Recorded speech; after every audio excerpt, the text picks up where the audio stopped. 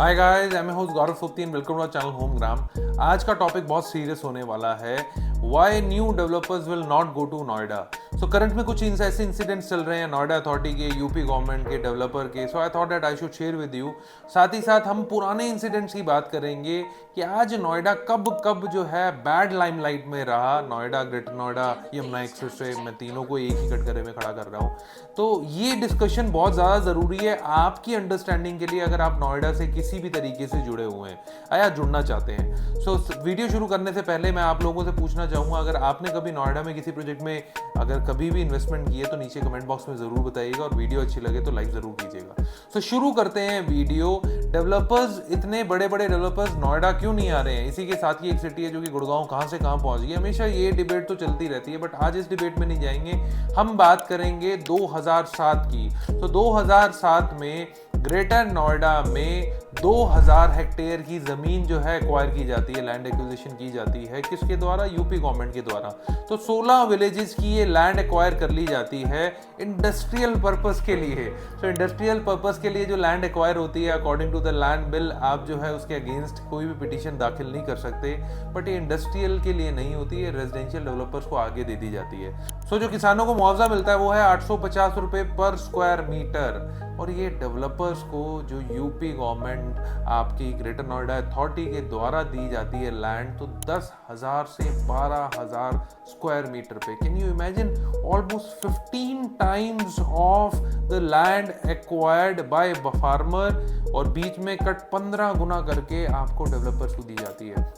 अब इसमें अगर हम देखें ना, तो डेवलपर्स ने अपना जो है प्रोजेक्ट लाने शुरू किए। रेरा था नहीं, तो प्रोजेक्ट लाते लाते ऑलमोस्ट आप लगा के चलो 2.5 लाख के आसपास वहाँ पे अपार्टमेंट्स की इन्वेंट्री की जो है धीरे धीरे करके शॉर्टलिस्ट होनी शुरू हो गई। तो many new developers came down there. उन्होंने लैंड ली अथॉरिटी से, 8 साल 9 साल की इंस्टॉलमेंट बनाई और अपना काम करना शुरू कर दिया 10% देकर।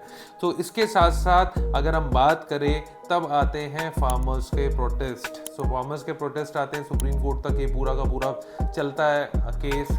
कट शॉर्ट कर देता हूँ, अगर आप चाहेंगे पूरी वीडियो बनानी तो इस पर पूरी वीडियो भी बना सकते हैं। Land acquisition of greater Noida, इसको सिनिस्टर कैंपेनिंग कहा गया। इसके साथ साथ अगर हम बात करें, आज अगर ग्रेटर नोएडा अथॉरिटी ने, साफ साफ वर्ड है, ये पब्लिक इंटरेस्ट के लिए नहीं, प्राइवेट इंटरेस्ट के लिए काम किया गया। सुप्रीम कोर्ट ने इसको टोटली इलीगल बोला और बोला गया कि सेटलमेंट करो। उस टाइम तक 2007 से लेके 2011 तक, आप मानेंगे नहीं, more than 20,000 flat buyers were there, 4250 plot owners were there.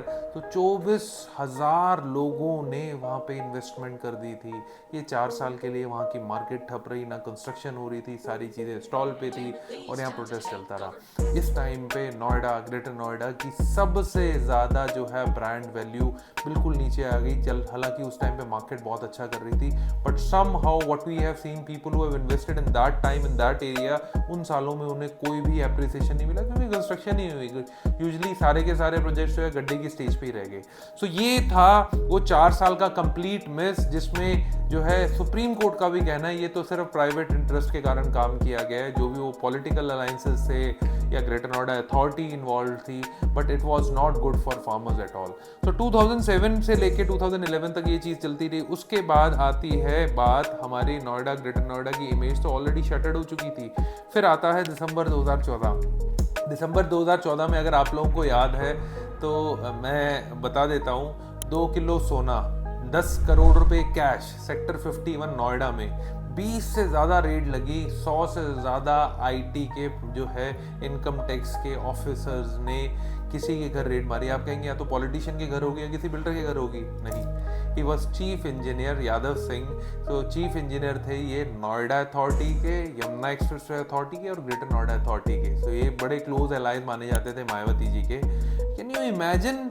मतलब यार, ये 900 करोड़ रुपए की जब पूरी कैलकुलेशन की गई, 900 करोड़ रुपए का घोटाला था, that too in real estate. Noida की ब्रांड इमेज खत्म हो चुकी थी इस टाइम पे। और मैं आपको जेन्युइनली बात बताऊं, इतना बड़ा कैश आने के बाद ये चीज़ ज़रूर प्रूव हो गई थी कि आज नोएडा अथॉरिटी में जाके या ग्रेटर नोएडा अथॉरिटी आप कोई भी काम करवा सकते हो। These are available in the market. Somehow the whole city the whole region was not having that kind of confidence कि आज यहाँ पे रियल एस्टेट में साफ सुथरा काम होता है। अब ये आगे चलती है कहानी, ये क्लियर एंड लाउड मैसेज था कि पूरा जो है आपका करप्शन, पॉलिटिकली इन्वॉल्व रीजन था ये, स्पेशली मैं रियल एस्टेट की बात कर रहा हूँ। फिर आता है एक क्लासिक स्टोरी। सो क्लासिक जेपी की स्टोरी आपको पता है, मेरे को बारी बारी बताने की ज़रूरत नहीं। अभी सुरक्षा ग्रुप शायद 20,000 लोग जिनको घर नहीं मिला अपना आप जाके मिलने वाला होगा।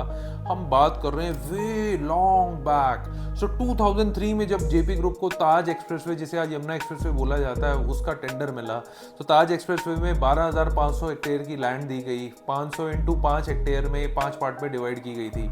और ये ताज एक्सप्रेसवे ओवर डिले होकर कब बना, 2012 में जाके मिला। और ये जेपी के भी बड़े स्ट्रॉन्ग अलायंस थे उस टाइम की गवर्नमेंट मायावती जी के साथ। तो इनको 3 टाउनशिप दी गई 6500 एकड़ की, जिसमें आज जेपी विश टाउन देखते हो आप, जेपी ग्रीन्स जिसे बोलते हैं, जेपी ग्रीन्स ग्रेटर नोएडा देखते हो और जेपी स्पोर्ट्स सिटी देखते हो। तो 6500 एकड़ की जो है लैंड पार्सल दिए गए। वहाँ पे वॉरफेयर लेवल पे जेपी ने अपने प्रोजेक्ट निकालने शुरू कर दिए, क्योंकि उन्हें पता था यार कि यहाँ पे इन हाईवेज पे धीरे धीरे करके लैंड के रेट तो बढ़ेंगे और people specially investors will come down here. But just because वो पॉलिटिकली साउंड इतने अच्छे लेवल पे थे, उन्हें सारे फेवर उस टाइम तक मिलते रहे। जैसे ही 15 मार्च 2012 आया, अखिलेश जी की सरकार बनी, तो ये सारी चीज़ें ख़त्म हो गई and this group was in miss, insolvency declare कर चुका था। आज तक उस टाइम की इन्वेस्टमेंट, मैं बात कर रहा हूँ कब की, 2012 की इन्वेस्टमेंट आज तक लोगों को डिलीवरी में मिली। अब भी 2 से 3 साल लग जाएंगे इंसॉल्वेंसी के प्रोसेस पे। दोबारा नोएडा की ब्रांड इमेज इस टाइम तो खत्म हो चुकी थी यार। 20,000 छोटा मोटा नंबर नहीं होता। सो आज आप देखो जेपी ग्रुप जो पूरा एक तरह से डीएलएफ माना जाता था उस टाइम का, तो ये भी हुआ। तो ये मैं इतनी सारी चीज़ें आपको बताने के पीछे मोटिव ये है, ऐसे इन्हीं लोगों ने नोएडा में इन्वेस्टमेंट छोड़ दी करनी। ये सारे इंसिडेंट लोगों के साथ हुए हैं। अब हम बात करते हैं last but not the least, अगस्त 27, 2022 में 2 ट्विन टावर्स साथ साथ इलीगली जो है कंस्ट्रक्ट कर दिए गए। इलीगली कंस्ट्रक्ट करने के साथ मल्टीपल टाइम्स, देखो यार, बिल्डर जाए एफएआर बढ़ा ले, कहाँ 1.99 का एफएआर था 2.75 का कर दिया गया, कहाँ 24 फ्लोर्स की जो है वो पूरी बिल्डिंग सैंक्शन थी 40 फ्लोर की कर दी गई, कहाँ वो ग्रीन बेल्ट थी उस पर टावर्स खड़े कर दिए गए। तो नोएडा अथॉरिटी के बहुत बड़े बड़े नाम, जिसमें से नोएडा अथॉरिटी के one of the retired CEO of Noida authority was also involved in this. इसमें करप्शन के केसेस अभी तक चल रहे हैं। वो 2 ट्विन टावर को गिरा दिया गया ग्राउंड पे। सो ये दोबारा नोएडा लाइमलाइट में आया, बैड लाइमलाइट में आया। सो यार, ये नोएडा के साथ ना इतने ज़्यादा इंसिडेंट्स हुए, नोएडा, ग्रेट नोएडा, यमुना एक्सप्रेसवे के साथ। So somehow there is a long list of events where people were very negative about this whole development, this whole region. अब बात करते हैं, धीरे धीरे करके चीज़ें सही हुई। हमने देखा रियल एस्टेट मार्केट ने भी अच्छा करना शुरू किया। पिछले 3-4 साल से हम नोएडा की मार्केट देख रहे हैं, बहुत इंप्रूव हो रही है। Many new builders are coming. Godrej ने एंट्री मारी, टाटा ने एंट्री मारी आज से 4-5 साल पहले। सो गोदरेज ने ग्रेटर नोएडा में बड़ा अच्छा प्रोजेक्ट बनाया। गोदरेज की सेक्टर 150 में बहुत स्ट्रॉन्ग जो प्रेजेंस है। फिर इन्होंने 146 में रिसेंटली प्रोजेक्ट लेकर आए। टाटा यूरेका पार्क है। रीजनल प्लेयर अच्छा कर रहे हैं नोएडा में, लाइक एस, लाइक गुलशन।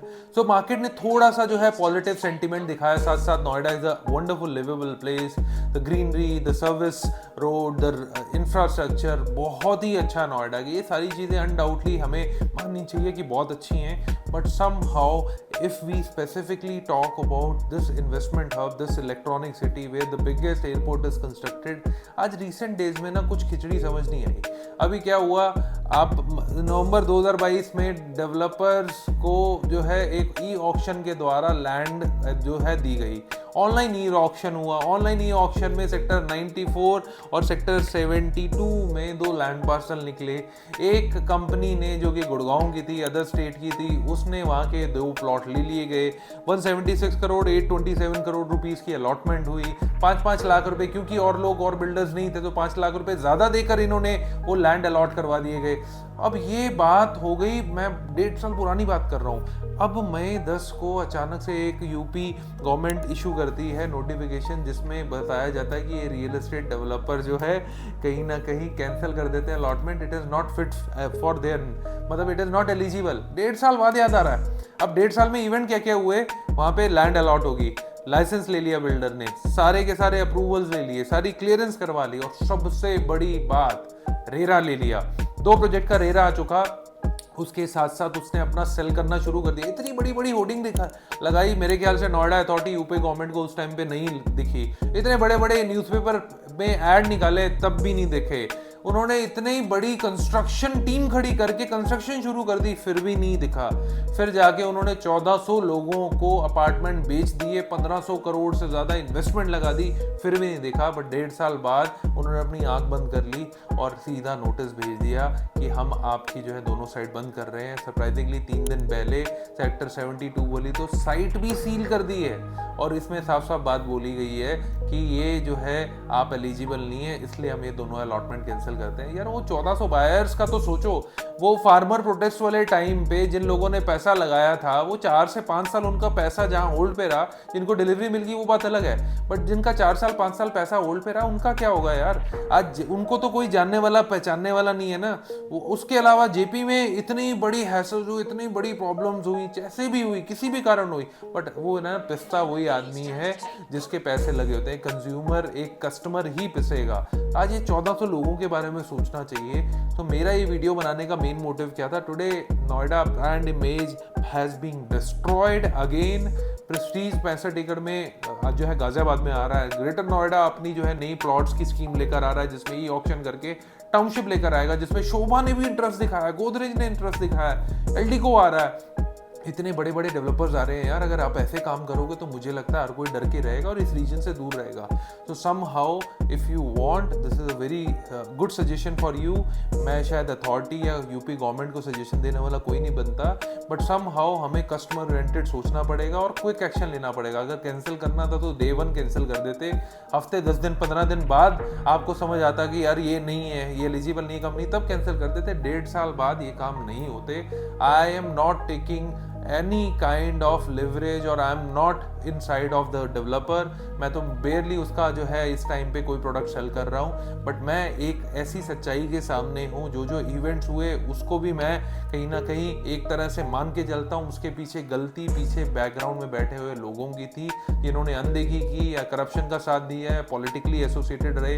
फिर गलती डेवलपर की भी थी, बट ये दोनों की गलती के कारण वो पिस्सा कौन है? वो कस्टमर पिस्सा है। अगर आपके साथ भी कुछ ऐसा हुआ है, कभी भी हुआ है, किसी भी डेवलपर के साथ, किसी गवर्नमेंट अलायंस के साथ, किसी और प्रॉब्लम के साथ, नीचे कमेंट बॉक्स में ज़रूर बताइएगा। और अगर आप एग्री करते हैं ना इस चीज़ के कि मैं जो आपको एक विजन दे रहा हूँ कि ये गलत हुआ है, अगर ये 1400 लोगों के साथ गलत हुआ है, तो आप नीचे कमेंट बॉक्स में मेंशन ज़रूर कीजिएगा that this is not a right practice. So नीचे आप कमेंट बॉक्स में लिखेंगे तो मुझे आपका ओपिनियन समझ आ जाएगा। So thank you so much. ऐसे ही कुछ इंफॉर्मेटिव एजुकेटेड वीडियो हम लेकर आते रहेंगे। अगर आपको अच्छी लगे तो ज़रूर ग्रुप्स में शेयर कीजिएगा। Do like, share and subscribe. Thank you.